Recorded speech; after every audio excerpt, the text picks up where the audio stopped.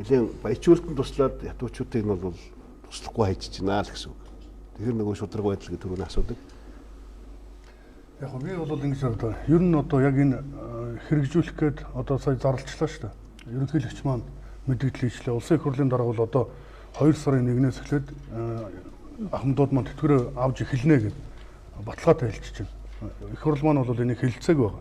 Гэхдээ их хурлын дарга баталгаатай хэлж байна гэдэг бол энэ явах юм байна. За тэгээ энэ бол санаа нь бол зөв.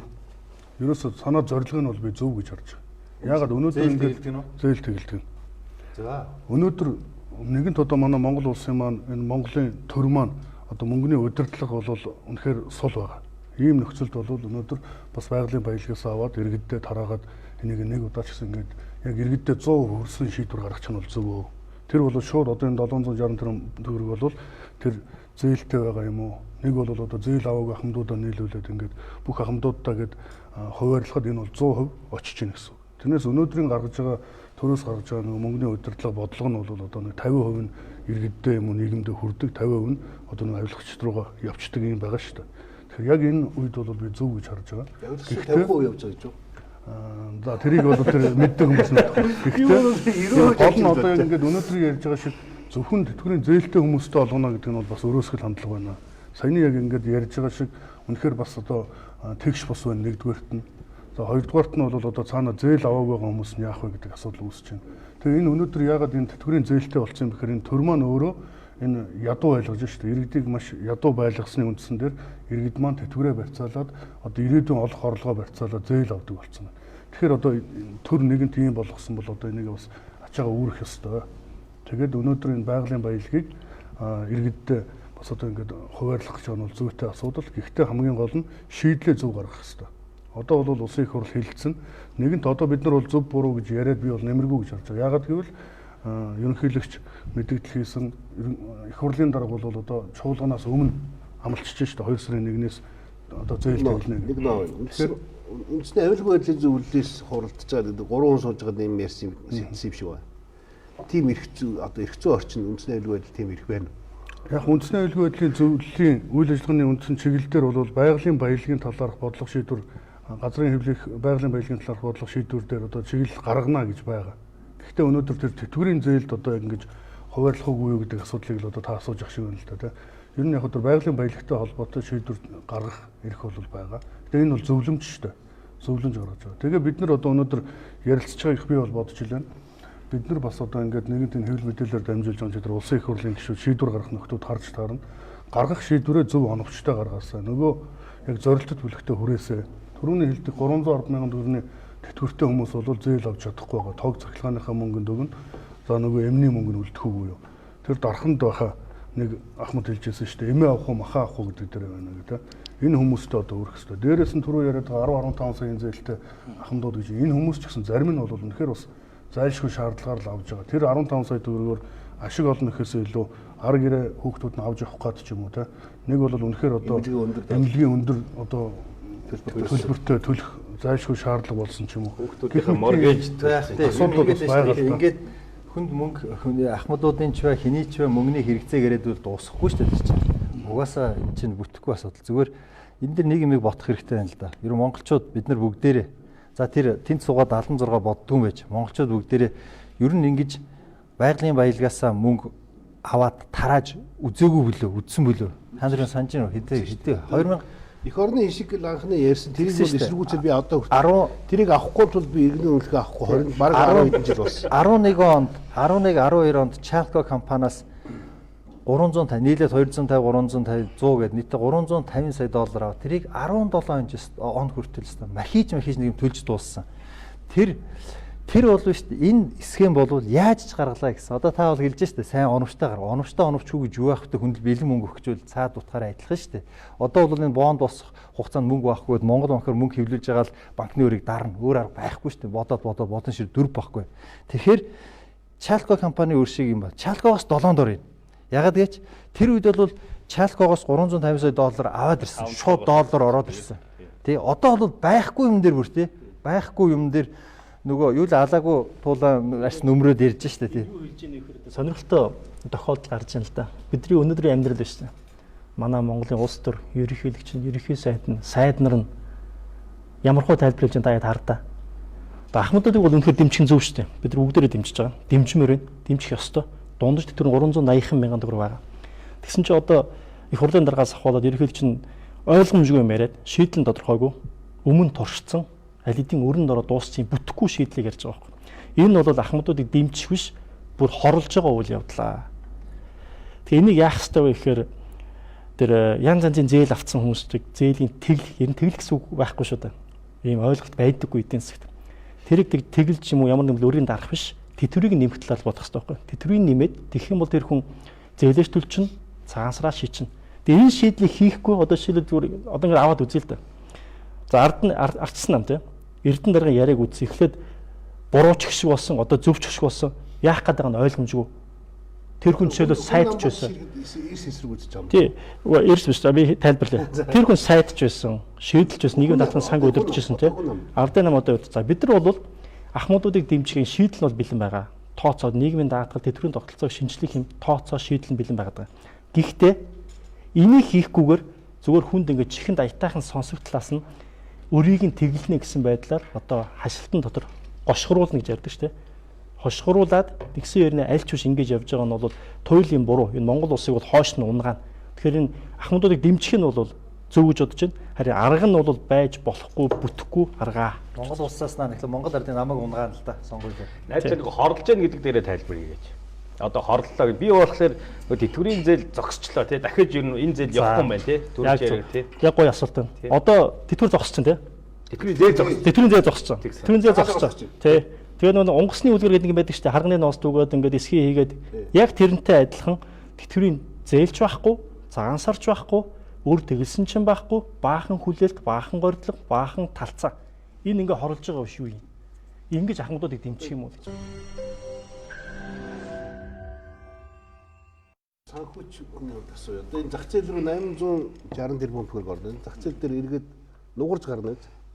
1.6-нд их 80 төгрөгийн инфляц үүсгөө. Тэг яг хөө.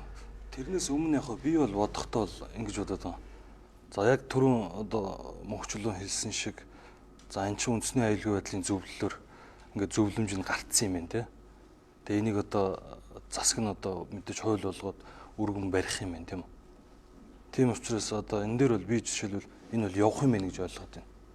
Одоо хизээ үгүй одоо харин тэр цаанасраас өмнө хойно гэдэг нь бол одоо хэлж мэдэхгүй тий. Үнэхээр явах ч бол миний бодож байгаагаар бол тэр шудраг өсний зарчмыг бариад өгүүлэх ч тий. Бүгдээрэнд нь хоогод өгч. Тэрийг тэр саяны тэр үнэнийг үлгэж юм бол ер нь тэр нэмжээ гэсэн. Гэхдээ өнөөдөр харагдсан үнэхээр шийдвэр ингээд улс төрийн шийдвэр гарч чинь гэж би бол ойлгоод байна л да. Тэгж байгаа бол энийг ингээд текст зарчмаар яваач. Гэхдээ яг ер нь бол яг ингээд нэг ирэх барьж байгаа намууд тийм ээ. Ингээд сонгуулийн жил ойртохоор одоо ингээд бэлэн мөнгө одоо ингээд бэлэнчлэг сэтгэлгээр ингээд нийт одоо ард олныг ингээд түлхдэг энийг бол уулна болчмоор байна. Энэ бол яг иргэд яг эдийн засгтаа бол мэдээж сайн биш шүү дээ энэ чинь. Одоо тэр сая та асууж байна 800 тэрбум гэж байна те. Энд чинь яг эдийн засгтэр өөр нөлөөгөөр 2 дахь үржигтэй очиж юм тэглэгдэнэ гэж байдгүй тийм биз? 1.6 их найдар очно жишээ. Наадах шин 800 биш юм байлээ шүү. 900 юм байлээ шүү. 776-нд зээлийн үлдэгдэл 129 тэрбумын хүү байгаа юм байлээ шүү. Хүүгийн ямар үлдээлтэй биш нэмээд за тэгээ 900 ч байдаг юм уу те. За тийм. Бүр 2 их 80 төгрөгөөр зах зээл рүү нэмэгдэл мөнгө орж ирнэ гэсэн. Өнөөдөр нэг Монгол улсын жилийн одоо бэлэн мөнгөний үйлчлэгч нэг 800 орчим тэрбум төгрөг. Өнөө тийм боо шүү дээ. Юун дээр одоо банкнуудаар дамжиж байгаа яг одоо дотоодын бэлэн мөнгөний үйлгээ бол ийм гурвчин баг 12 их 80 болсон баг шүү. Өөрөөр хэлбэл тэн дээр яг ингээд багцаалаад үзэхээр нэг 8-аас 9% нэмэгдэж байгаа. Тэгэхээр ийм байгаа байхгүй. Би бол сая тэр нүүнэ тэтгэврийн нэмэгдүүлнэ гэж хэлж байна те. Энийг бас тооцож үзсэн.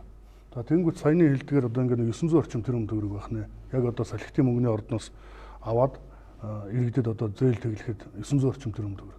Тэгэхэд өнөөдөр улсын төсөв дээр 2020 оны улсын төсөв дээр нийгмийн даатгалын сангаас одоо сангаас тэтгэмж авж байгаа иргэдэд инфляцтай уялдуулан одоо тэтгэмжийг нэмэх гээд 150 тэрбум төгрөг тавьсан байгаа байхгүй. Ерөөсө 150 тэрбум төгрөг. Тэш 8 хүртэл хувиар нэмнэ гэж байна. Тэгэхээр 150 тэрбум төгрөгөөр 8% тэтгэврийг нэмж чадчихжээ шүү дээ. Тэгэхэд бид нар тэр 900-аа нэмээд одоо тэр их 1 их 80 төгрөг байх юм бол бид нар энэ иргэдийн тэтгэврийг хангалттай нэм. Нэг их найд төгрөгөө 50%. Нэг их найд төгрөгөө одоо аваачаад яг тэнцүү хуваа 400 мянгадаа тэнцүү хуваахад ойролцоогоор нь 250 орчим мянган төгрөг байхгүй. Тэгэхээр нөгөө 300 мянган төгрөгийн тэтгэвртэй ахмадууд чинь 500 мянган төгрөгийн тэтгэвэр авдаг болно гэсэн. Тэр дээшээ байгаа одоо өндөр тэтгэвртэй нь яг ямар ч байсан тодорхой хэмжээгээр нэмэгдээд явна. Хэрвээ тэтгэврийн энэ суур 500 болгочих юм бол өнөөдөр нөгөө амьдралдаа дөнгөн дагаа хүрэж байгаа хүмүүс чинь цаашдаа урттай энэ хэрэгтэй байхгүй. Тэгэхээр түрүүний миний хэлээдэг шийдлэл зөв гаргах хэрэгтэй. Одоо нөгөө улсын их хурл маань энийг шийдэн шүү дээ. Манай зах зээл бол айгүй мэдрэмтгий.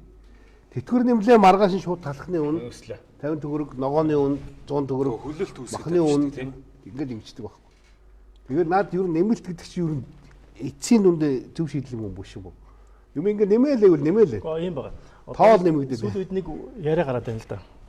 Байгалийн баялагын иргэдээ тэгш хуваах гэдэг. Одоо энэний баг саяын шийдвэр үндсэн тэр. Гэхдээ эн чинь бидний юм хийх гэдэг өөр юм аа. Жишээлбэл байгалийн баялагийг орлогын хуваарлыг дахин хуваарлана тэгш болгоно гэж байгаа нь байгаа мөнгөө нөгөө нэг бүх даваад авчаад борцог ингээд түгээдэг штэ. Тэрэн шиг бодоод байна л да манай дарга нар. Ингээд тэг чи ингээд ойрхон сууж байгаа нь олныг аваад хол сууж байгаа нь огт авдаггүй штэ. Ийм л юм болоод байна штэ. Тэгэхээр яах ёстой вэ гэхээр энэ мөнгийг зээл тэглэх биш харин цаана тэтгэврийг нэмэх. Багш шимчийн цалин нэмэх. Тэр чинь цаашаа өрхөө орлого нэмэгдээд бодиттой ингээд дундаж орлогыг нэмэгдэж жинхэнэ дундаж давхар чинь бий болох байхгүй.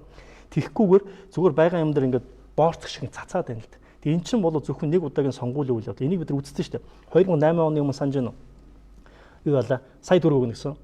Нөгөө намайг сая 500 уусан. Яг тэр үе дээр одоо бид дахиад эргээд очсон байна. Өөрөөр хэлбэл 2008 оноос 19 онд Монгол улс энэ улс төрийн оюун санаа бодлого нь яг хэвээрээ байна гэсэн үг. Нийгэм хөгжсөн байж. Ингээд одоо энэ 900 тэрбум төгрөгийг 3 сая туухаар нэг хүнд 300 мянган төгрөг очиж байгаа. Нэг 3 сая иргэнд. Тэгнь.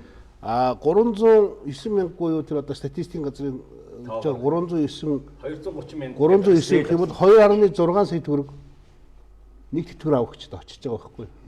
Тэгэхээр тэгшгүй хуваарьс нь илүү одоо юу гэдэг шудраг.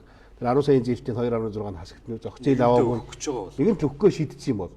Тийм зөв. Хоёрдугаар энэ мөнгийг ганцхан удаа ингэж өгөөл зогсоох биш. Уул нь бол эн чинь нэмэх гэж байгаа бол системтэйгээр дандаа юм тэтгэврийн орлого нь дандаа нэмэгдэх ёстой шүү дээ. Энэ жил дараа жил бас тэр хүмүүс чинь амьдрын шүү дээ. Тэгэхээр энийг ингээ ботоор энийг чинь одоо шийдэл нь юу вэ гэхлээр нэг удаа ингэ мөнгө өгөх бишээ. Наад чинь тэтгэврийнхээ өндөр насны тэтгэврийн тогтолцоогоо тэр харин шинжилгэхээс өөр аргагүй гэдэг л мэрэгжлийн хүмүүсийн бүлгэлээд олуулсан. Бас шинжилмээр байгаа. Манай улс төрч ах нарын зүгээр одоо бид нар ингээд энийг ингээ хэрэлдээ сууж байгаа бас мэтгэлдээ сууж байгаа гэдэг чинь биднээс өрхөнд ороод байгаа юм шүү. Миний зүгээр хардлага байхгүй. Яриулах гад нэг асуудал хаяал тэн дээр нь ингээл хүмүүс аваал те талаас нь хэмлээл 19 онд бид нар юу бас одоохон мартмааргүй байгаа байхгүй. Жидүүчэд те жидүү уулгаач нар хичнээн хүмүүс ажлын байран дээр амь насаа алдав те. Энийг бид нар ярихаа мартчихлаа шүү. Одоо ингээл тэтгэврийн зээл тэглэлт гээл. Тэгээ найдлаа түрүү хэллээ шүү дээ. Энэ алаагүй баавга арьсаа гэж тий. Нэрээ яг салхитын мөнгөний орд гэж байгаа мó тий. Тэрийг шүүхээр дамжуулаагүй очсон юм уу тэр нь бонд гаргаж болох юм уу? Тэрийг хинч ярихгүйгээр л бид нар ингээл хайсан сэдв дээр нэг юм технологи байна л да тий. Ингээд нэг супер улс төрчнөр ингээд асуу тайлцдаг. Нямдэрч хамгийн сайн хийдэг байсан тий нэг. Одоо тэгвэл дахиад би нөгөө бүхэн борцог гэдэг шиг эн чинь нэг бүхчүүд нэг улс төрийг удирдаад эхэллээ шүү. Манай ерөнхийлөгч бүх тийм ээ. Одоо гишүүд бүх бат эрдэнэ авар сухат авар уул урхай сайн шатарч бас барилддаг. Бүх заяа. Гэжэл бүхчүүд юу бодгийг гэхэлэр зүгээр нэг давхын төлөөл байдаг юм шүү. Энэ улс орны юм зам хард үзээ. Нэгийг давааж болох, хоёрын даа нэг начин болохгүй бол нэг астан болчихгоо. Тэгэхээр бид тэр юмд ороод байна уу гэж хараад байна. Эхнүүдэд тасралтгүй гэдэг байхгүй. Эсвэл хүн боцоогүй. Одоо дахиад юм байгаа гэж би харж байна. Тэрний дараа бид нар дахиад ингээ яриа сууж явах юм. Жидүү дурдаг маш зөв тий. Яагаад энэ буруу вэ гэхээр жидүүг манай дарга нар хуваагаад авцсан болохоор жидүү зээл байхгүй. Тийм биз? Зээл байхгүй. Зээл байхгүй. Жидүү чинь үнэхээр яах юм хийх гэж шít. Аав ээж байгаа гойно. Тэтгэврийн зээлийг авна. Гойно. Өгөхгүй шарахгүй. Тэгээ тэтгэврийн зээл гэдэг чинь явж яв тэтгэврийн биш жидүүгийн зээл. Нөгөө тариал элтийн сангийн зээл, бизнесийн зээл, орон сууцны зээл цаана ингээд даалт хэлбэрээр байж байгаа байхгүй. Өөрөөр монголчуудын бидний амьдрал яг тэтгэврийн зээлийн доор ингээд нуугдсан болохоос цаана ингээд нөгөө болохгүй байгаа жидүү чинь энд явж байна. Тэгэхээр тэтгэврийгтэй зууралтаасаа илүүтэй жидүүийнхаа тэр хулгайчлагтаа шийдчихэж. Жидүүхийн мөнгө гаргаад ирж. Тэгэх юм бол тэтгэврийн зээл авч хүүхдээр дамж өгж байгаа. Жинхэнэ жидүүдээ өгчих юм бол тэтгэврийн зээлийг авах хэрэгцээ багасна шүү дээ. Тэгэхээр комплекс ярина. Бид нар одоо ингээд сэдвээсээ хазаагаад бүр амар том ингээд макро эдийн засгийн том шийдлэр орох гэдэг л тэгмээргүй байна. Өөрөөр хэлбэл яг одоо энэ гаргаж байгаа шийдлээд одоо саяны тэтгэврийн зээлийг тэглэх гэдэг энэ сэдвээ тойрж ирээд буруу зүг одоо энэ ч бол буруу гэж үзэж байна тийм үү? Энд болохоор буруу чимшиг зөв чимшиг зөв юм. Зөв гэдгээ сая нэг тодруулаад байна. Сая найдлагын хэлдэг дээр тэр жидүүг ярьлаа шүү дээ. Одоо жидүү ингээд алга болчихжээ. Нөгөө трейлер эхлэлтийн сан байхгүй болчихжээ. Тэгэхээр ийм юмнууд ингээд дээгүүр одоо Капитал онцны 240 одоо саяны нөгөө авилгатай тэмцэх газрын зарласан энэ 2019 онд тэгэхэд 11 их 80 төгрөг энэ авилгалын албан тушаалын одоо замаар хохирол учруулсан байна гэдэг. Ийм байгаа учраас тэрийг өхөн зөвөө гэдэг юм. Мөнгөний өдөрлөг чинь нэгэнт буруу байна. 3 саяулаад залдуулаад байгаа биш үү гэдэг байхгүй юу? Нэгэнт тийм толгой төрчин өөрөө мөнгөний өдөрлөгөө зөв явуулж чадахгүй. Нэгэнт энэ нөгөө нэг 700 тэрбум чи авчираад одоо өөр нэг зээлд оруулах юм бол жидүүд оруулах юм бол тэгээд байхгүй болно. Тэгэхээр нэр үнэхээр энийг зүгээр ахмадуудаа 100% өгчөө. Булгаад орж байгаа өгчөө. Тэгэхээр энэ харахад яг бид нар тэгж энэ одоо төрийг ингэж их зөв дандаа ингэж зөв бодоод буруу мэдлэг ч юм уу эсвэл нийгэм дутаа буруу хийгээд байна гэж нэг арга хайгаад шүү дээ. Энэ бол маш буруу, энэ хандлага өөрчлөх хэрэгтэй. Бид нар хараа 11 онд нөгөө эдийн засгийн хэлтүүдийн хуулиар чинь төрөөс бахан хулгай хийчихэд татвар төлөхгүй явж байгаад нөгөө тийг өршөөлөө хууль гаргаад ингээд одоо зүгээрээ гэдгсэн чинь 32 орчим их 80 төгрөг ил гараад ирсэн. Тэгэхээр гараад ирсэн. За тэгсэн чинь тэр яг адилхан юм болсон баг. Юу гэхээр зүгээр аж ахуйн нэгжүүд ба шүү дээ. Ихэнх аж ахуйн нэгжүүд шударгаараа татвараа төлөөд ингээд тайлагнаа явдгууд нь яах ч зүгээр сууж идэг. Нөгөө хууль зөрчөөд хулгай хийжсэнүүдийг ингээд өршөөчдөг. Тэгэхээр тийм хууль гаргахаа мэдж байгаа учраас хүмүүс яриад байгаа үстэй. Төрүүлээд өмнөх нь тийм ээ баахан тэр том аж ахуйн нэгжүүд чинь хэрэгээр төлдөг юм аа. Татварын өртөө яваад идэв. Тэгж нэг 10 жилд нэг удаа ингээд наадхан цайруулчин зүгээр гэж. Яг тэрнтэйгээ адилхан одоо энэ тэтгэврийнхнийг бас одоо ахмад настураа тоглож штэ. Яг тэр нэг мэх хийгээд байгаа ш. Тэрний яриад байгаа. Тэглгүй явахдаа тэр чинь зээл аваагүй бөгөөд яг энэ тухайн цаг мөчид 12 сарын 31-нд Монгол Улсын ерөнхийлөгч Алтмаагийн Баттуулга тэр үгийг хэлэх хүртэл тэр мөчид зээлгүй байсан хүмүүсээ хогсож байгаа. Би бол энэ дээр их муухай хоржоотой юм хараад байгаа. Монгол Ардын өсгөлт нам буюу инквайр баг ингээ баахан нэг үр тэглэн мэглэн гэж яриад яваад байсан. Нэг нь Монгол Ардын өсгөлт намын мөрийн хөтөлбөрийг Монгол Ардын намд биелүүлэхээр болоод тэрийг ардсан намаас сонгогдсон ерөнхийлөгч зарласан. Санаачсан хаана яваа мэдэхгүй дээ. Үндэсний хөдөлгөөний 3 санаачлал зарлаж байгаа байлгүй дээ. Зүбэдгүй. Тэг ямар ч хэлсэн Монгол Ардын өсгөлт намын мөрийн хөтөлбөрийг Монгол Ардын нам одоо биелүүлэх гэж байгаа юм шиг байна. Их хурлаараа. Мөн үү? Яг миний байр суурь түр ингээд тойроод асуужсэн шүү дээ. Яг би бол энэ бол мэдээж бол энэ бэлэнчлэг сэтгэлгээд ингээ хүмүүсийг ингээд урагдтаад байна шүү дээ. Энэ бол буруу угаасаа эзнээсээ буруу байсан үр дүн дандаа сүргээр гардаг те. Гэхдээ миний бол байр суурь бол нэгэнтээ ийм шийдвэр гарцсан бол гарч байгаа бол тэгш зарчмыг бариачлаа гэж. Энд чинь ингээд түрүүн хэлээд шүү дээ. Интэлтэй охроод байна. Интэл нь ингээ хос үлдээд байна гэх те. Миний бол мэдж байгаа тоогоор 300 ингээд нэг 3 юм байгаад шүү. Тий.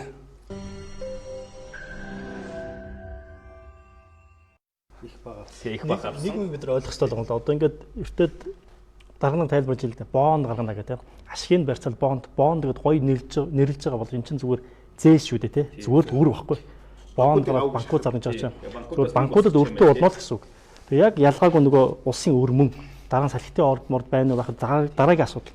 Тэгэхээр бид нар өөрөөр тавьж байгаа гэдэг ойлгох хэрэгтэй байна. А өрийг тавиад хин нэгний өрийг заримынх нь 20 сая өрийг төлөөд энэ нь бол ингээд шудраг биш бодол болчихж байгаа. Тэгээ юу болох вэ гэхээр за боон гаргалаа, өөр гаргалаа. Өхөөс аргагүй боллоо улс руу. За өглөө нэрлэгсэндээ. Тэгээ юу болох шудраг ус байдал бий болно.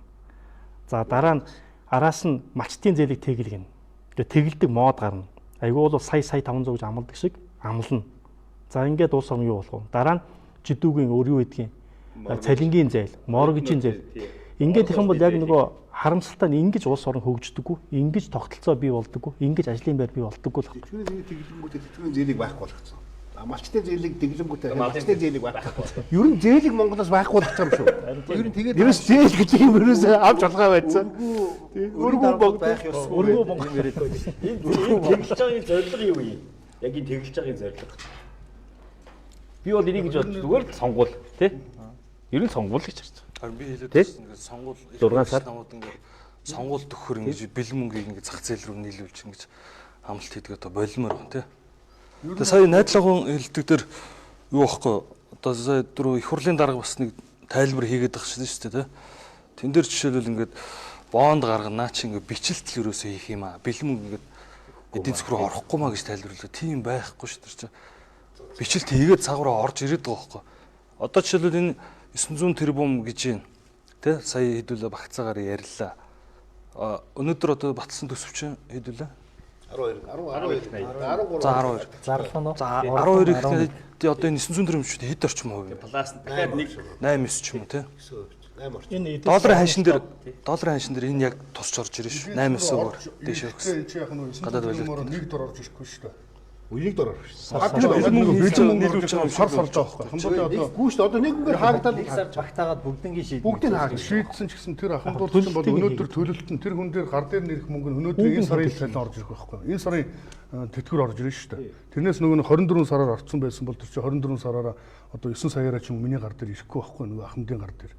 Нөгөө ахмадын гар дээр одоо өнөөдөр бол 500 мянга юм уу? Зээл мөнгө авсан шүү дээ. Өмнө авсан хүмүүс шууд авдаг болды. Тэр чинь зах зээл рүү шууд гаргав. тэтгэврийн авч тэтгэврээ сар сараар Макро эдийн засгийн том тоогоо дотор 900 тэрбумыг хийлэл бол тэрийг нэг бүсийн хийсэн үү, сарын дараа хийсэн үү ялгаа байхгүй шүү дээ. Энэ тоогоо чинь дүүрнэ. яг нөгөө бичлэлтэй. Яг ингэж нөгөө Бүр нугнаад орж тэрбум биш. эдийн засгийн мөнгө гарна. Яах вэ гэхээр банкн дээр сул байгаа их усрыг Монгол банкн дээр ч үнцаасаа хадгалдаг байхгүй. Тэгээд тэрий чинь банкуд зарчгаар чинь банкуд аваад тэр чинь нөгөө ялчиж байгаа шүү дээ. Засаг аваад тэтгэврт өгч шүү дээ. Тэгээд ингээд эдийн засаг овчиж байгаа. Оруулаад ирж байгаа. Тэгээд чинь нөгөө эдийн засгийн нуглаасаар ингээд дахин нөлөөлдөг. Тэр бол ойлгомжтой. Орохгүй гэж байхгүй. А зүгээр энэ түрүү хэний асуудаг дээр энэ нэг одоогийн үйл явдал шүү дээ. Надад ийм бодол төрж л да. Яг хуучин улс төр хуучин Монгол шинэ улс төр шинэ Монголын цааг дээр бид нар байна. Яг 8 оны улс төр хийгээд яг адилхан мөнгө амлаад хувьцааны мөнгө ч юм уу, бэлэн мөнгө ч юм уу нөгөө нэг их орны ишгч мөнгө амладаг байсан шүү дээ. Амлаад эрхмэл авдаг байсан. Тэрэнд хуурддаг байсан. Одоо монголчууд ингэж хуурдахгүй гэдэг аюу том асуулт байна л да. Энд хууртвал бид нар дахиад энэ байран дээрээ дахиад 10 жил 20 жил ингэж тийчгэнэ. Аянаас хуурдахгүй үнэхээр ард нь гарч чадах юм бол Монгол улс өөрчлөгдөнө. Ийм л юм харагдаж өөр хүн сонгооч юм гэдэг. Үгүй. Хүн намыг сонгооч юм. Хүн намдаа хамаагүй. Хамгийн гол нь ахмадууд ч гэсэндээ би бас нэлээд олон хүнтэй уулзаж ярьж үзсэн л дээ. Зарим нь бол үнэхээр эргэлдэж байна. Шууд хэлж байна. Худлаа. Хувьцааны мөнгөг нэг сонгуулийн урд 5 өдрийн өмнө өгсөн шүү дээ. Авах нь авсан. Гэтэ би зөв санд өгсөн тий. Өгсөн ч гэсэндээ ахмадууд бүгдээрээ яг тэр энд бас тийм тэнэг хүмүүс биш л дээ. Дүгнж байгаа шүү дээ. Яах гад өгж байгаа юм. Хинд өгж байгаа юм гэдэг мэдчихэж байгаа л. Энэ дээр зүгээр юугаар яг тэр тоо баримт дээр нь хэлчихэ. За 233 мянган хүнээс 15500 хүн нь өндөр зээлтэй хүмүүс нь яста дэмжиж баярлаад үлдлээ гэж үү. Цаа талд нь 233-аас 15 мянгаыг яста 215 мянган хүн 18 мянган хүн бага зээлтэй тэд нартай адилхан хүн чинь бас адилхан бодно үстэй. Миний саяыг тэгэлчээр тэр хүний яагаад 10 саяыг 20 саяыг зээлж шудраг биш юм уу гэх.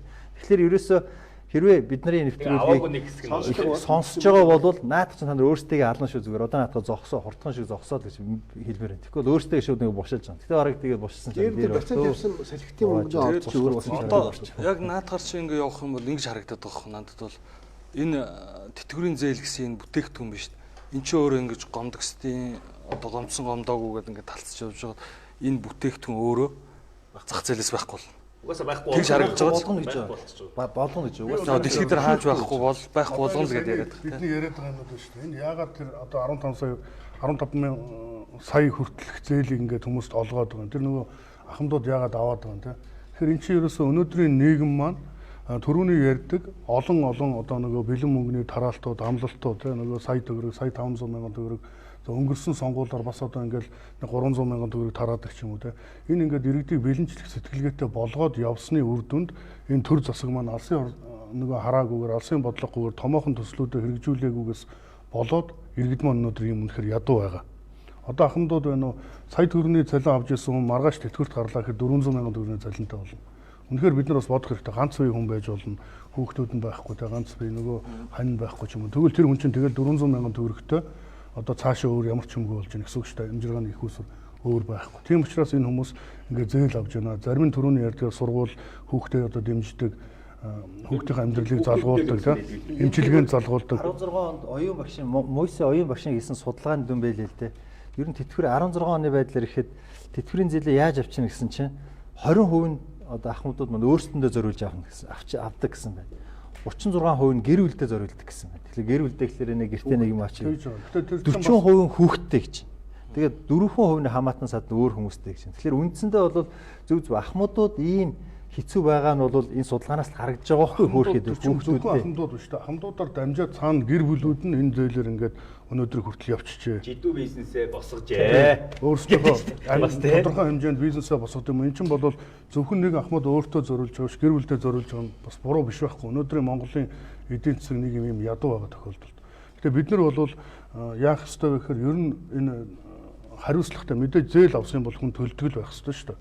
Энд чи гэрээ хийсэн гэсэн гэрээний үүргээ биелүүлээд төлөөд явдаг байх ёстой. Гэхдээ өнөөдрийн нийгэм үнэхээр энд мөнгөний удирдлага хангалттай биш, чадваргүй байна.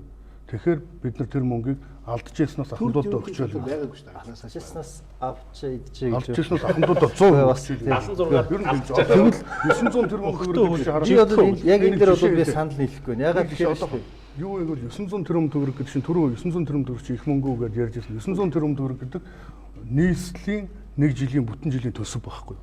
Нийслэл тэрүүгээр ямар их хөрөнгө оруулалт хийх үү? Нийслэлийн нэг жилийн төсөв шүү дээ. Тэр дээгүр байгаа хүмүүс идээд байгаа юм чинь бүгдээрээ аль болох их хийдцгээгээд. Ингээд дайрал энэ улс орон гэдэг юм үлдэхтэй байлаа шүү дээ. Хамгийн гол нь чиглэл нь энэ татах байгаа цэг нь шал буруу хаваа байхгүй юу? Зээлийг тэглэх гэж биш. Яг адилхан бүгдээрээ ярьж шүү дээ. Тэтгэврийн нэмчилтэй. Адилхан шүү дээ. Тэр чинь нөгөө тэр тэтгэврийн нэмэх юм бол зээлээ төлөх нь зээлээ төлөг. Зээлтэйгээ мөртлөө өөр юм зарцуулах нь зарцуулах тийм үстэй. Заавал яахлаараа айчч тэр үрийг хэлээ. Тэгэхээр энэ дэр нэг юу байгаа байхгүй юу? Хардлага байгаа. Эсвэл энэ нөхдүүд чинь зорилго нь өөр юм биш үү? Бид нар ингээд зөв талаас нь хараад байна шүү дээ. Банкуудыг энэ банкуудад бэлэн мөнгө гаргаж өгөх гэдэг юм уу? Яах гэдэг вэ? Эсвэл банкуудад тэр найдваргүй авуулгын банкыг хөвчилж авах тухай бас хувийн худалдаж авах тухай хардлага сэтлэг яваад. Тийм. Тэгэхээр энэ бид нар бол ингээд айгүй ингээд гэгээлгээр ингээд хараад яриад байгаа байхгүй ингээд яац юм болоо яац юм буудлаа шийдэл яриа нөө зорилгосоо өөр бид зорилго нь юу юм бэ энэ чинь сонгуул юм уу юу ингээд бид түрүүнийг асуусан зорилго нь юу яг тэгээ яхин тэр 900 тэрбумын зээлийн үлдэгдэлтэй хүүтэйг нийлээд байсан банкуудын тэр зээлийн үлдэгдэл алгуулах нь шүү дээ. Банкуд ингээд яагаад заавал банкнд өгөх гэдэг вэ? Үнэхээр өгөх гэдэг бол ахмад нь өөрт нь өгч л дөө. Тэр чинь тэтгэвэр нэмжин гэсэн үг шүү дээ. Заавал банкнд өгөх гэдэг юм. Чиний би чам мөнгө өглөө шүү ишээ хараа гэд. Цаана өөр юм байна. Хартгаас өөр аргаал. Хартах хэрэгтэй шүү дээ. Зөв. Би ч гэсэн түрүү бас хэлсэн шүү дээ. Ер нь бол энэ санаа нь бол зөв байна. Шийдлээ зөв гаргах хэрэгтэй. Ямар санаа? Ахмадуудаа өгье гэдэг. Ахмадуудаа өгье. Ахмадуудаа өгөхгүй шүү дээ. Банкнд өгöd шүү. Харин тэгээд одоо шийдлээ гаргая л да. Одоо улсын их хурлын нөгөө шийдвэр гаргана шүү. 35 насны нэг сая залуу байгаа шүү дээ. Тэ? Моргежийн зээлтэй, прүсийн зээлтэй, лампард нь 60% хүүтийн зээлтэй нөгөө сая залуугаа яах вэ? 18-аас 35 насны байрны лизинг авсан, прүс лизингээр гоё сүнслэг байгаа юм л да. Хавг залуу насмаас одоо их орныхоо төлөө мөлөөгөө ярьчлаа шүү дээ. Нэг уянга айлтай. Манай зан дэвтэрч ямар ч бараг бодорцомд орохоор болсон байл шүү дээ. Тэгтэл одоо яг таны хэлдгээр 18-аас 35 чи ирээдүйд их орныхоо төлөө хамаг юм хийх зориулах гэж байгаа усуудад яагаад дэмжлэг өгч болдгоо. Тэд нар чинь бүгд байрны зээл авцсан тийм ээ. Тэгээ прүсийн зээл авцсан. Тэгээ хэрэглээний зээлүүдтэй. Тэгтээ тэд нар амар өндөр хүүтэй. Сарын 30-40% хүүтэй. Тэр сая залууг тэгвэл яах юм? Тэрийг зүгээр хайчих юм уу те? За та нар ингээд залуу юм чинь ингээд байжээ те? Эхлээд ингээд ээж аавыг чинь тооч гэдэг мэдгүй. Тэднийг одоо энэ хөгшөргөрч юу?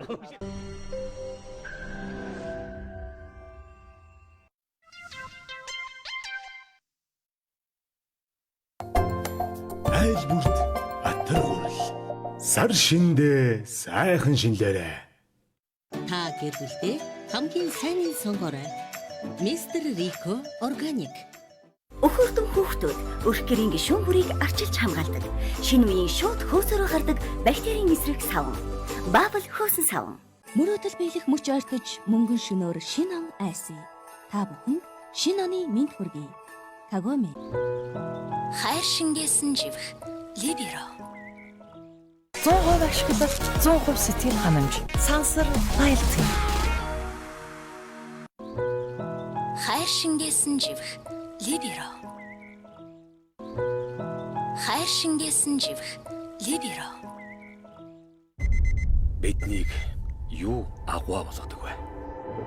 Биднийг яг юу ялагдшгүй хүчрэх болгодог вэ?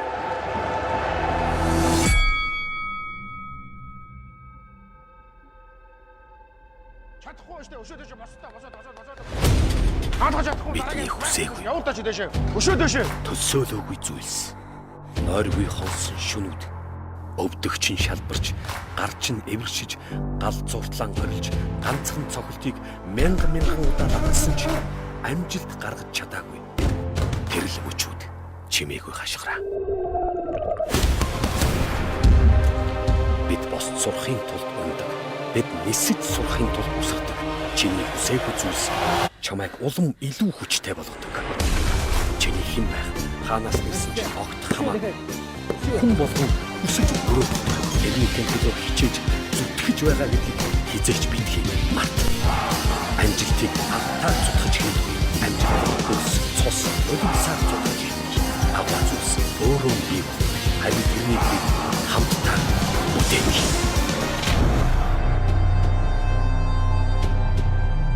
Зүрхнээсээ дэмжих. Токио 2020 Олимпийг 30 харилцаж үзэх урамшуулалт аян. Худалдаа хөгжлийн банк. Хайр шингээсэн живх Либеро. Хайр шингээсэн живх Либеро. 100% ашиглах 100% сэтгэл ханамж. Сансар айлтгий. Анхлын үнэртэй аялгау Дори ми илүү урт удаан хугацаанд их шиглэн. Мөрөөдөл биелэх мөч ойртож мөнгөн шөнөөр шин он айсыг. Та бүхэнд шин оны мэд хүргэе. Кагоми. Өхөртөн хүүхдүүд өрх гэрийн гишүүн бүрийг арчилж хамгаалдаг. Шинэ үеийн шууд хөөсөөрөө гардаг бактерийн эсрэг савн. Бабл хөөсөн савн. Та гэр бүлдээ хамгийн сайныг сонгоорой. Мистер Рико органик. Ичдэг баг дахиад махан зайдас. Махын бүс хувьцаат компани.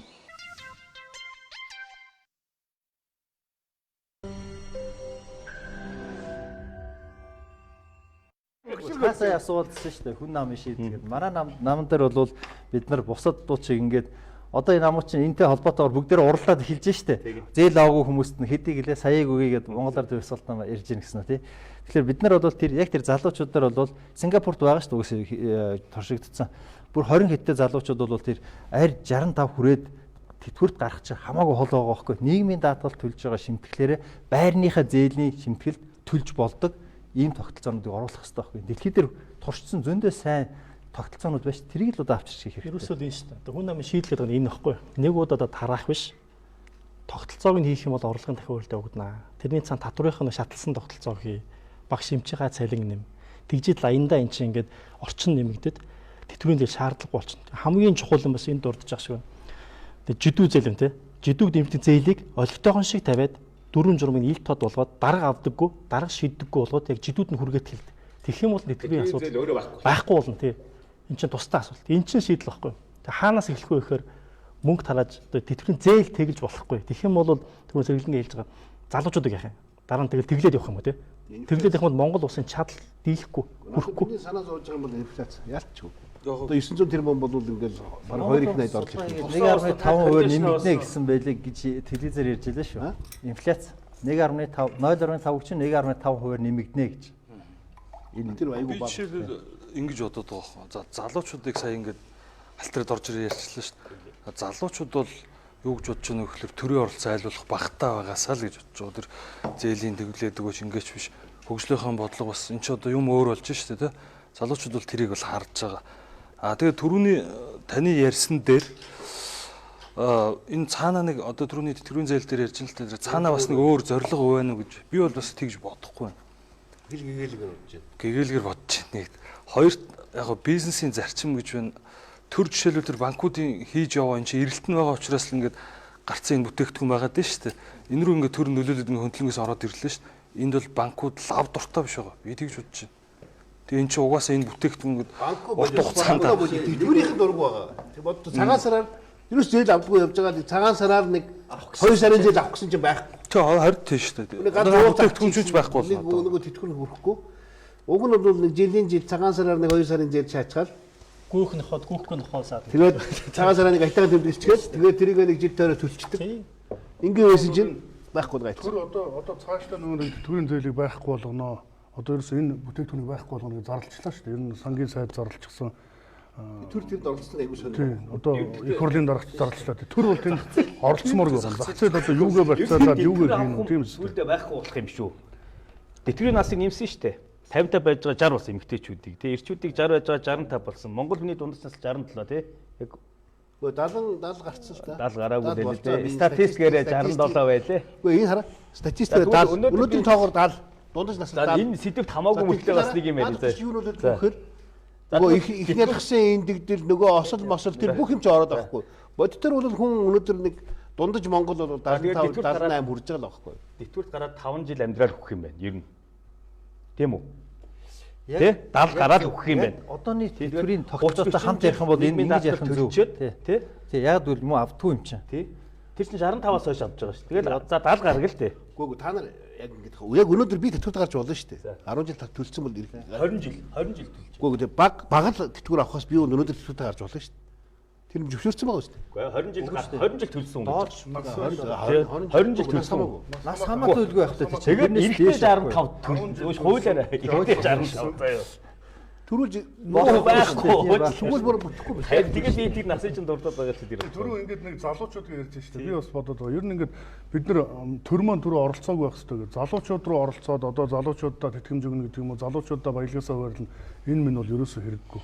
Ерөөсөө нөгөө ажлын байртай болгоод ажлын байрыг нэмэгдүүлээд авсан цалин амьдралдаа хүрдэг байх юм бол энэ залуучууд тэгэл болчихж байгаа. Тэр энийг яг төгрөг тэврээд хол байгаасаа л гэж бодож байна. Энэ ус авнаас тийм. Нэг 700 тэрбум төгрөг нь одоо нэгэнт ингээд явцсан 700 тэрбум төгрөгийг бол зөв зарцуулаасаа ярих нь болсон шүү одоо одоо 900 иргэдтэй хамтуудаа хүргээсэй гэж бодох хэрэгтэй. Цаашдаа харин энэ бүтээн байгуулалтууд руугаа энэ баялагынхаа юуг оруулах хэрэгтэй байхгүй юу? Шүүрслээрээ таныг сонсохоор яг ингээд нөгөө нэг ингээд ахмадуудаа хүргээсэй гэж бид нар тэд нар идж байгаа юм чи ахмадууд гэсэн жоохон идгэлтэй гэж ингэж бид нар ингэж ахмадуудынхаа ч юм уу нэг сонгуулийг ч бодож ярьсаар байд энэ улсаа бүр ингээд бид нар эмоцтой тулгуурлал ингээд одоо тэгээд жишээ нь одоо яг хөлөөр ингэх хэрэгтэй.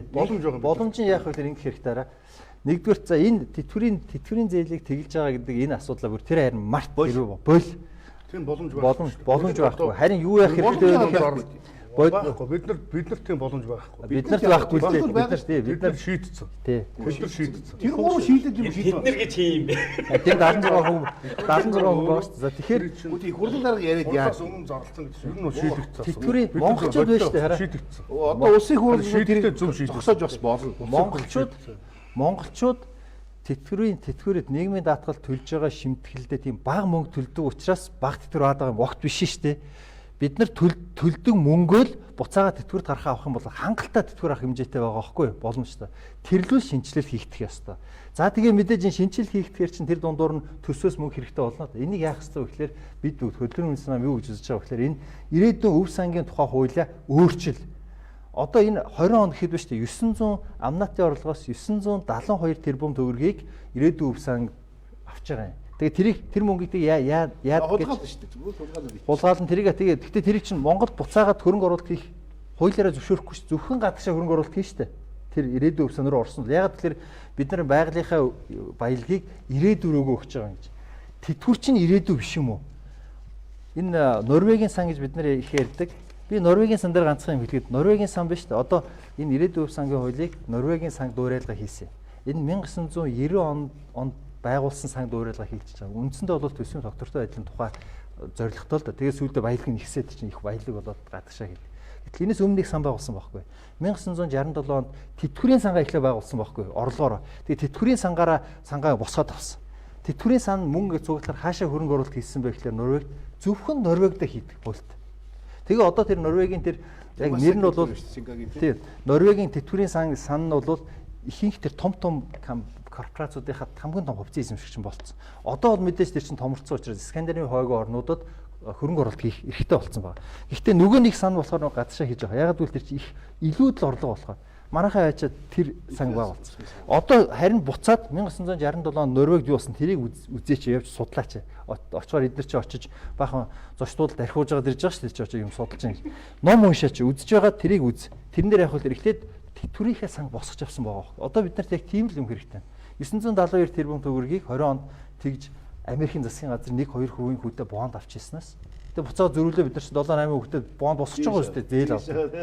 Тэгэд ийм утгагүй юм хийжсэнээс тэтгэврийн сангаадаа зарцуул. Тэгвэл энэ бол бид нар 12хан жилийн дараа бид нар бид нэр одоо энэ яригж байгаа шал өөр юм яриа сууж болцоо. Таны шийдэл санаа болохоор ер нь бол менежментийн зөв хийгээд тэр мөнгийг ингээд өсгөх тал руу нь явуулаач гэж байгаа юм. Тэгээ хөрөнгө оруулалтын сан байдлаар тэтгэврийн санг.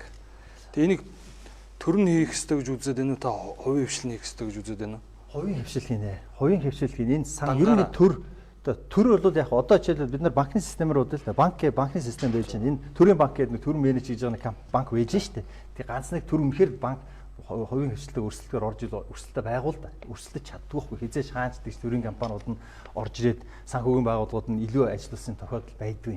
Тэгэхээр хувийн хвшил төр орж ирвэл орж ирнэ үз. Энэ яг энэ банкны тэр мөнгийг чи аваад банкнд мөнгө хадгалуулдаг шиг бидний төлж байгаа шимтгэлийг тэтгэврийн сангууд авч хадгалаад үржүүлэх ёстой, өсгөх ёстой. Тэр нь банк биш байхгүй юу? Банк ч бол зорилго нь өөр шүү дээ. Тэр чинь зүгээр хүн зээл өгдөг зорилготой болохоос биш. Энэ болохоор урт хугацаанд хөрөнгө оруулалт хийх боломжтой. Яг гэвэл би одоо 30 та хүн тийм ээ 60 та тэтгэвэр дараа 30 жилийн дараа л миний тэр мөнгө хэрэг болно ш. Тэгэхээр энэ тэтгэврийн сан чинь тэрийгэ тооцож жагаад 30 жилийн тэгэхээр чи юу гэхээр эн чинь хөрөнгөний зах зээл рүү хайж эхэлдэг байхгүй. Тэг хөрөнгөний зах зээл хөгждөг. Угаасаа л санхүүгийн хөгжингүүд банкны зах зээл хөрөнгөний тэгэнгүүт хүү багасна. Ингээл ерөөсөө эффект айгүй сайн байхгүй. Тэтгэврийн даатгалын сан гэдэг. Тэтгэврийн даатгалын сан бол өнөөдөр манад байгаа шүү дээ. Гэтэ өнөөдрийн бидний одоо төлж байгаа бидний одоо тий улсын одоо бидний төлж байгаа шимтгэлээр эргээд одоо буцаад нэг ахмадуудаа тэтгэвэр болгож байна. Тэр нь хүрхгүй байна тий. Өнөөдөр тэр нь хүрхгүй явж байгаа. Бидний одоо төлж байгаа татварчин ахмадуудаа өнөөдөр хүрэлцэхгүй л явж байна шүү дээ. Тэгэхээр энэ тэтгэврийн даатгалын сан чин нэгэн төр дээрээ байгаа дээрээс нь тэр чинь одоо төрөөс татаас олгож тэн дээр нөхөж чинь гэсэн үг. За тэгээ бид нар түрүү ярьдаг нь бодиттой яриа гэдэг байгаа байхгүй. Өнөөдөр бид нар тэтгэврийг шууд одоо нэмэгдүүлэе гэдэг юм асуудал ярьж байна. Тэтгэврийн одоо реформ хийх хэрэгтэй өөрчлөлийг сая улсын их хурлаар тэтгэврийн зөрүү арилгая гэд хэлэлцээд өнгөсөө баталсан. Энэ тэтгэвэр улсын их хурл дээр бол дахиад хэлэлцээд тэтгэвэр нэмэгдүүлнэ гэдэг бол тэртээ зүг худлаа. Одоо энэ сая улсын их хурл дээр мөн одоо тодтол хийхгүй гэдгээ бас ярьчаад байгаа. Тэгэхээр энэ орж ирж байгаа мөнгөн дээр л бид нар ярих хэрэгтэй. Тэрнээс одоо ирээдүйн сан юм уу одоо дараагийн юмыг бол өнөөдөр ярьж байгаа гэж ойлгохгүй байна. Мөнгө орж ирж байгаа шүү дээ. Тэтгэврийн юун дээр төсөв дахид тодгол хийхгүй гэсэн шүү дээ уг нь. Тэгсэн чинь засгийн газар нь хууль өргөн баригдсан яриа явж байгаа юм чи. Тодгол хийхгүйгээр чадахгүй шүү дээ. Хийхгүй гэсэн чинь засгийн газар нь хууль өргөн баригдсан юм. Тэгэхээр төсөв рүү орлох бол нөгөө арга нь Монгол банк руугаа шахаад мөнгө хэвлүүлнэ шүү дээ. Ер нь тэгэх гэж байгаа шиг шүү дээ. Тэгээ сая ерөнхийлөгч байгаа солилоо тийм ээ. Тэгэхээр одоо тэгэл тэр мөнгийг Монгол банк хэвлэл гаргаад өгч шүү дээ. Шаардлагатай мөнгө. Сая ярьснаас ингээд зүгээр бацах юм бол хэдэл жоохон тодорхой шийдэлтэй юм шиг ярил л дээ. Яг юу хийх юм бэ гэж хүмүүс гайхчихж магадгүй л. Сая хэллээ шүү дээ. Ерөөсө 3 зүйл шүү дээ. Нэг нь тэр ирээдүйн өв сан байгаа. Хуулинд нь өөрчлөлт хийгээд тэтгэврийн сан руугаа тэтгэврийн сангаа босгож авах хэрэгтэй. Тэтгэврийн санг босгохгүйгээр тэтгэврийг нэмэх тухай. Наа чинь жоохон ирээдүй болоо. Үгүй ирээдүй биш. Ирээдүйн өв сангийн орлого одоо орж байгаа шүү дээ. Богино хугацаанд амжихгүй. Үгүй амжихгүй ч гэсэн хийх хэрэгтэй байхгүй. Хийхээс байгаа байхгүй. Одоо нэг бид нэг хоёр юм байна шүү дээ. Одоо бид нэг бол энэ зээлийг зогсооч одоо эсэргүүцээ зогсоё. А нэг бол зогсооч чадахгүй бол нэг яриад байгаа шудраг болоо. Энэ саяхан тэтгэврийн зээлийг тэглэх тухайс бол байж босшгүй буруу зүйл. Яагаад бол ахмадуудад хоол биш хор болно. За энийг зогсооно. Шийдэл нь яг юу юм бэ гэхээр ирээдүйн сангийн тухай байгаа. Мөнгө орж ирж байгаа. Хангалттай мөнгө орж ирж байгаа. Тэрэнд хийх ёстой. Хийхгүй бол одоо төр гэж байгаа. Сольжээ чи. Тэгээ тэтгэврийн тэр сангаа босох ёстой. Нөгөө памперс өвдөх шиг одоо энэ одоогийн хурлыг тэр чигтэн яриад. За нэгэн төвд тэтгэврийн сан шинэ залуучууд гарч ирэх юм хийх нүггүй юу? Тий. Хоёр дахь нь тэр юу? Тэтгэврийн нэм тий. Тэтгэврийн нэмэх юм бол тэр зээлээ төлөвлөн цагаан сарын өөрсдөө мэддэг. Тэр нь хамаагүй илүү өгөөчтэй ахмадуудад. За гуравт нь тэтгэврийн зээлийн эрэлтийг бий болгоод байгаа. Тэр жидүү зээл, жидүү сан, өөр сангууд юу гэдэг тэрийг хаах биш. Эзэдлүүн хөрөнгөний багс гэлээ.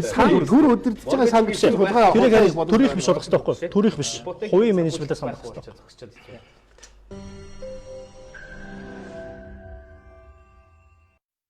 Байрны зээл бас хэцүү болчиход байгаа байхгүй. Зогсчиход байгаа шүү дээ. Энэ жил юу н олох юм болохгүй юм. Тэр 776 тэрбумын чинь шалтгаанд үл тэр ахмадууд чинь хөөрхий 20% хүнийг өөрсдөндөө зориулж авч байгаа шүү дээ. Ихэнх үр хүүхдүүдтэй гэр орондоо гэлсэн тэгэл хүүхдүүдтэй зориулж байгаа шүү дээ. Гэр орондоо юу гэдэг хүүхдэн шахаад нэг юм авуулж байгаа шүү дээ чинь тэр. Тэгэхээр ерөөсөө цаад шалтгаан нь бол тэр Монгол улс тэр хайраа ядуураад байгаа байхгүй. Ажлын байр байхгүй, орлогогүй болчиход байгаа. Хин бодлоо гэж. Энэ хуулийн хурл одоо байгаагийн хурл. Би бол ингэж харж байна. Улсын их хурл энийг батлна.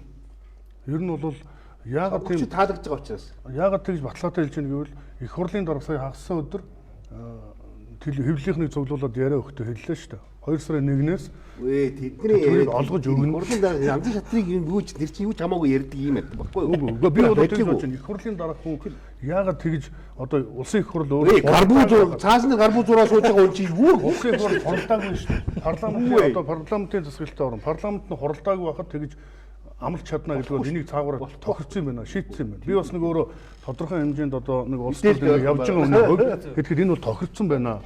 Баталгаатай тохирсон. Яг тохирсон гэж байгаа бол бид нарт бүр том асуудал гарч байна. Юу вэ гэхээр парламентын засаглалтаа байж байхад ерөнхийлөгч орж айгүй том тоглолт хийж байна.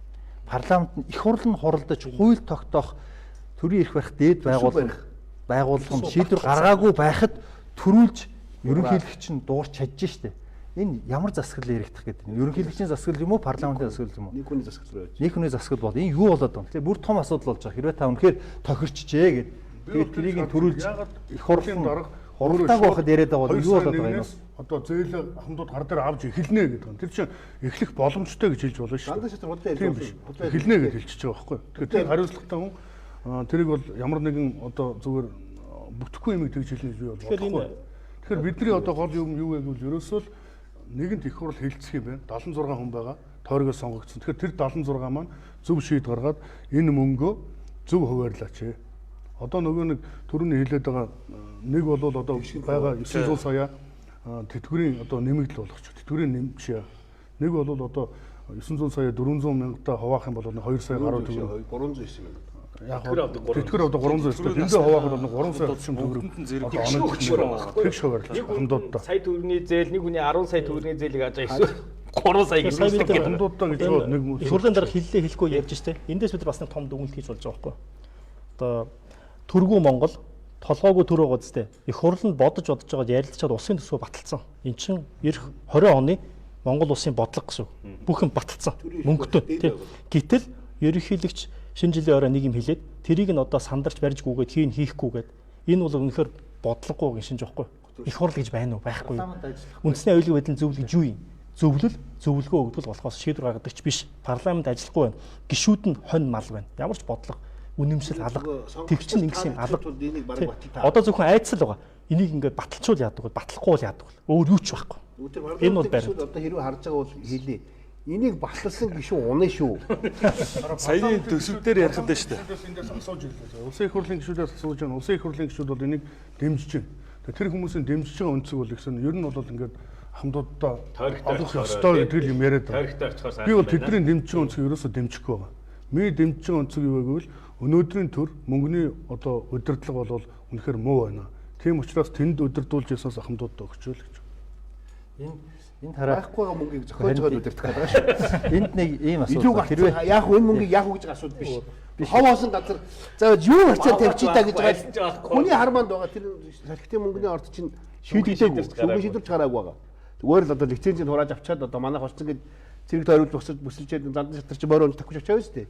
Мөнгөний орд гэдэг байгаа болохоос ер нь баг алтны агуулга гэдэг. Төрд үнэхээр ийм мөнгө за ийм мөнгө байлаа гэж үзье тий ингээ асхтын ордоос гаргаад. Тэгэхээр ийм асуудалд тулгарх хэрэгтэй шүү. Үнэхээр төр гэж байгаа юм бол Монгол улс төр байгаа юм бол одоо ач холбогдлоор ирэмблэх хэрэгтэй асуудлуудаа тийм ээ. Тэгэхээр энэ ахмадууд маань өөрсдөө бидний энэ зээлж өгөөч гэж гуйгаад ингээд жагсаад байгаа юм. Нэг асуудал мөн үү? Нэгт асуудал мөн үү? Ягаад гэвэл ингээд зээлийнхэн түүхийг зээлийнхэн шалтгааныг аваад үзсэн ч гэсэн хүүхдүүд нь буюу монголчуудын залуучууд нь хүүхдтэй авч өгөөд нь шүү дээ ихэнхийг нь 20% өөрсдөндөө аваад гээд. Тэгэхээр багш нарын цалин нэмэх ч юм уу, эмч нарын цалин нэмэх ч юм уу. Ядаж тэр мөнгөөр чинь тэр хавдар би дөнгөж өнөөдөр өглөө хавдар дээр очиж хүнтэй хөдөөнөөс ирсэн хүнтэй хамт очиж очролж аваад ирлээ. Тэнд хавдрын имлэг барих мөнгө хэд гэдэг бол энэ дээрээс хамгийн чухал нь алин гэдгийг хийх ёстой биз. Лав энэ бол энэ тэтгэврийн хөгжил энэ зээлийг тэглэх биш. Байлаа гихт бол тэд нар чинь байлаа гихт бол саний ярьж байгаа тэтгэврээ нэмэх ёстой. Тэгж тийм шудраг. Шийдвэрийн цаана нэг аль нэг банкны хувийг худалдаж авах төрийн гурван өндөрлөгийн нөхдүүдийн одоо сонирхлын ашиг сонирхолтой зөрчилд одоо ашиг сонирхол байна гэдэг энэ хардлага бол магадгүй үндэстэй. Та нэг тэнийг тодруулаач. Яг ямар ингээд эрх баригч нам одоо 200-300 мянган ахмадын саналыг карманда их тий 30% шүү дээ. Үгүй тэргээр алдан шүү. Ягаад гэвэл гүү. Гүй чи бас авсан юм чинь баярлалаа. 230 мянган хүний саналыг авлаа гэж ботход тэр өрөө даруусан хүн арцсан одоо Монгол ардын намд өгье гэж ботход авч чадаагүй 180 мянга. Аваагүй сая залуучууд. Аваагүй тэр 2 сая 100 мянгаас тэр 200 мянган хасаа сая 900 мянга тэр ямар ч бүртээгүй шүү дээ. Түрүү нэг ярьсан шүү дээ. Та хэлжсэн манай монголчууд одоо тэнийг бишээ, ахмадууд тэнийг бишээ гэдэг. Ер нь өнөөдөр яагаад хараа өнөөдөр зээлтэй болох хэмжээнд хүргэсэн хүмүүс нь хин. Энэ хүмүүс багхгүй юу? Зээл авахгүй бол амьдрч чадахгүй болцсон байж шүү дээ. Тэгэхээр энэ хүмүүс зээл авахулж байна. Тэрийг нэг юм төллөө гэдэгт баярлаад одоо тэрийг сонгохгүй байх гэж би бодож байна. Тэр бол эсрэгээр. Хоёрт нь одоо 16 оны жишээ байна шүү дээ. Яг сонгуулиас нэг 3 хоногийн өмнө лөө 5 хоногийн өмнө 300 мянган төгрөг тараагаад авчихсан нь монсон шүү дээ. Тэгэхээр энэ бол ойчлуулсан сонгуулийн тэр өөр дүндээ нөлөө гарахгүй байх гэж байна. Бичээ хийчихгүй. Тэр үед би яг дэвшээд хүмүүстэй уулзчихсан. Хүмүүс ойчлуулж исэн. Гэхдээ шууд хэлчихсэн. Мөнгөний авна. Гэхдээ энэ хулгайч нарт өгөхгүй. Тэгэд өгөөгүй. Ерөөс энэ байхгүй. Одоо ч гэсэн одоо намаас мөнгөний авна. Гэхдээ энийг хуугаар нь сая жишээлбэл Монгол ардын хувьсгалт нам Ахмад бүрд 2 сая төгрөг гэсэн үү? Нэг тэгж байгааз. Тэгээ энэ юу хэлэх гээд байна гэхээр бид нар ч хүн нам 3 сая үгүй 5 сая үг хэлж болно доо. Хэлж болно. Ингэх юм бол магадгүй оноо авах юм шиг. Гэхдээ ингэхгүй. Ингэж улс орноо баллахгүй, ингэж худлаа ярихгүй. Энэ бол хуучирсан улс төр. Энд хүмүүс итгэхгүй. Энээс өөрөөр хиймээр байна. Монгол улсын шийдэл нь ирээдүйн энд бишээ. Өөр юмд байгаа. Энд бол бүр итгэлтэй байна. Сая тэгээд энэ төсөв дээр та нэг юм анзаарсан уу? Энэ жилийн төсөв чинь 11.9 их найдын орлоготой тийм ээ. Зардлаа болохоор 13.9 гэж байсан. Нэг 2 их найдын алдагталтайгаар болсон байсан шүү дээ. Тэгэд ороод ингээд задрагааг нүцгэд ер нь улсын төсвийн урсгал зардал цалин те одоо зайлшгүй байх хэвээр энэ зүйлсүүд нь 3 их найд л واخгүй үсрээл. Тэгээ 10 их найд төгрөгийг хайж чадлаа. Хөрөнгө оруулалт гэдэг тойргууд руу дараагаад тавьчихсан. Хөрөнгө оруулалт тойргууд руу тавьчаад тэрнийхээ тавьчих нэдэ өө мэдэхгүй. Тэгээ одоо сүүлдээ барилга олдохгүй тэр сумын бригадын төв дээр клуб барина гэсэн шааж явна шүү дээ болчих. Минийхэр бол барилгаар л мөнгө тавьчаас урдсан. За тэгэхээр тэтгэврийн зээлтэй яаж холбогдох вэ? Энэ хулгай байхгүй тэтгэврийн зээлтэй байхгүй. Ийм тооцоо байгаа шүү дээ. Бид нар бас тэр хүн намдар хийжсэн. Жилд оруулж байгаа хөрөнгө оруулалтыг өсөлтийг 1% буулгахад эмч багшийн цалин 2 сая болох дайны мөнгө гараад ирнэ. Тэгэхэд саяын төсөв дээр 119% баха хөрөнгө оруулалтыг нэмсэн багч. Тэр чинь нөгөө сумд хэрэгтэй хэрэггүй тэр одоо 2 сумын хүүхдүүдийн дотор байрыг Улаанбаатарт барих гээд үнэхээр хайр мөнгө. Энэ мөнгийг ийм дэмий хөрөнгө оруулалт хийхгүйгээр тэтгэврээ нэмэхэд тэтгэврийн тогтолцоогоо сангаа бүрдүүлэхэд хангалттай мөнгө байгаа. Тэгэхээр Монгол улсад мөнгө бол хангалттай. Гол нь хийх хүсэл зориг улс төрийн сонирхол байхгүй. Дандаа ингэж хуурдрал зүйл. Түрүүний өгсөн тав ба шүү дээ. 150 тэрбумад 8% нэмж ингэж шүү дээ. Тэгэхээр 150. 1.5 их найдаар 80% нэмэх нь шүү дээ. 3 их найдаар 120% нэмж болж байгаа юм. Түрүүний хэлээд яг адилхан би бас найдлаад байна. Нэг минут явчих. За мөнгөчлөнөөс эхлэе саяныхаа. За саяныхтай бас яг санал нэг байна. Ер нь бол нөгөө мөнгөний удирдлага мөнгөний бодлого маань үнэхээр буруу байна. Үнэхээр одоо төр маань мөнгөө удирдах чадахгүй байна. Хамгийн наадах нь саяны хөрөнгө оруулалт ярихад нөгөө талбай тойруулаад 160 саяар нэг юм чулуу тавьчихлаа шүү дээ. Тэгчээ тэрийг мэдэхгүй, хэн тавьсан мэдэхгүй. Сүүлдээ өөрөөсөө захирамж гаргасан бол таардаг тийм. Ийм байдлаар мөнгийг зарцуулж байгаа өнөөдөр. Нэг их 80 төгрөг юм уу 900 тэрбум төгрөг гэдэг чинь бол асар их мөнгө байхгүй, хангалттай мөнгө. Энүүгээр өнөөдөр юу хийж болох юм бэ гэвэл одоо энэ манай нийслэлийн болвол жилийн төсөв. За одоо энэ Азийн хөгжлийн банктай хамтраад хийж байгаа гэр оролыг дэд үсчүүлэх төсөл гээд явж байна. Тэрнийх нь 110 сая доллар л багхгүй юу? 110 сая доллар гэдэг чинь одоо нэг 250-60 тэрбум төгрөг тийм. Тэгэхэд баян хошуу дэд төв шиг ийм 300 га газар дээр хийж байгаа. Энэ шиг одоо ингээд 3-4 одоо ийм барилгажуулах төсөл хийж болох нь байна шүү дээ. 10 тэрбум төгрөгөөр өнөөдөр 300 айлын сервис центр байгуулж байгаа. Одоо бас дэд үтцэн төв гэсэн 10 тэрбум төгрөг. Тэгэхээр бид нар 700 одоо 900 тэрбум төгрөгөөр бол 90 одоо ийм дэд үтцэн төв байгуулчих нь шүү дээ тэн дээр. Тэр ийм мөнгөний шийдэл байна гэж тийм ээ. Хотын төлөөлөгч хотлууга татнаа. Тийм учраас би юу хэлж байгаа вэ гэвэл ийм мөнгийг одоо ингээд үр ашиггүй зарцуулаад байгаа учраас агаараас бий болгоод зах зээл рүү хаях гэж байна. Хамгийн амар. Тийм учраас энэ мөнгөө тэгж үргүү зарцуулж ясныхаа оронд ахмадуудаа тэгш хуваарлаад өгч байна. За тэгэхээр бид нар үнэхээр өнөөдрийн Монголыг бий болгосон ахмадуудаа харж үзмээр байгаамаа. Зээл авахаас аргагүй болтол ийм нөхцлөөр бас бидний буруу. Өнөөдрийн бидний монголчуудын буруу. Гэхдээ зээл тэглэх нэрийдлэр ийм шудраг бус тэгш бус эргээд ахмадтай хоол биш хор болохоор юм шиг хиймээргүй байна. Энэний цаана тэтгэврийг нэмэх зөндөө боломж байна. Төсвийн боломжч байна. Тэтгэврийн сангийн тордож болж байна. Ингээ зээл тэглэх байдлаар Монгол улс цаашаа хол явахгүй. Тэгэхээр энэ дэр олон зөв шийдлүүд байгаа.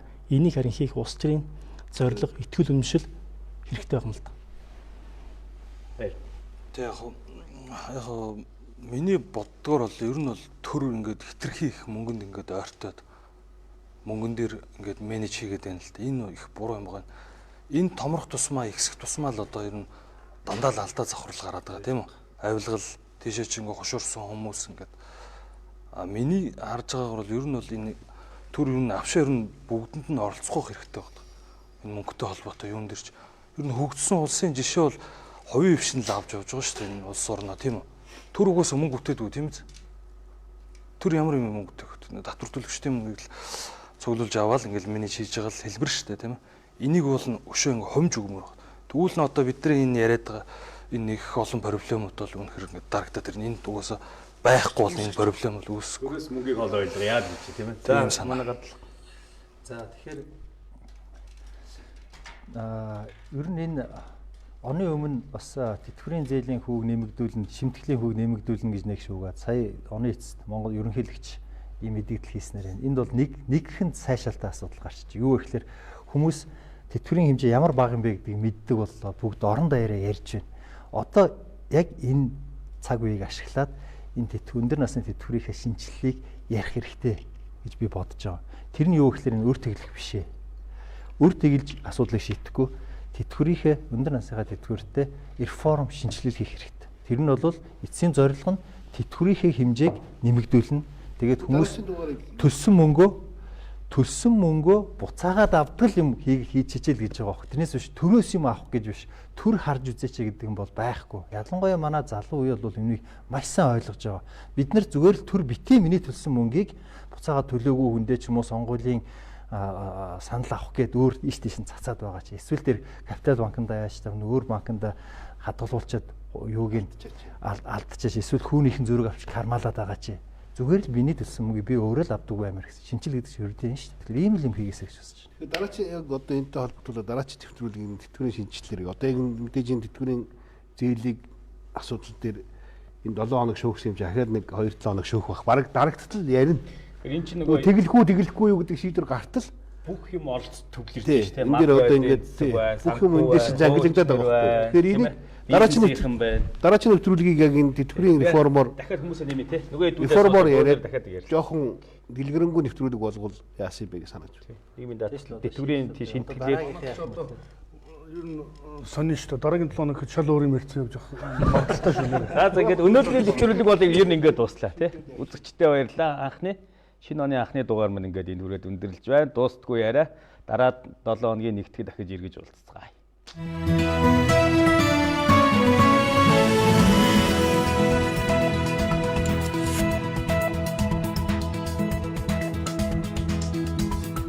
Мамутай бэлгийн багц худалдаанд гарлаа. Бидний дуртай маму.